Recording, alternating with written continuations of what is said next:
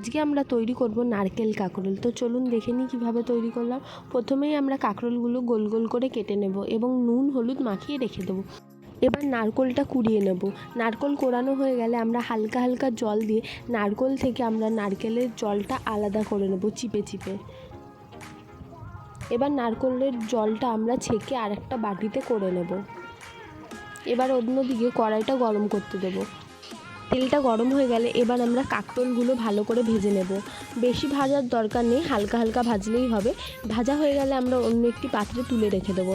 সেই তেলেই আমরা কালো জিরা এবং কাঁচা লঙ্কা ফোড়ন দিয়ে দেবো। এবার আমরা নারকেলের জলটা দিয়ে দেবো। হালকা পরিমাণে নুন, একদম সামান্য পরিমাণে হলুদ দিয়ে আমরা ভালো করে মিশিয়ে নেব। জলটা ফুটে আসলেই আমরা কাঁকরোলগুলো দিয়ে দেবো। সামান্য পরিমাণে চিনি দিয়ে ভালো করে নাড়িয়ে চাড়িয়ে নেব।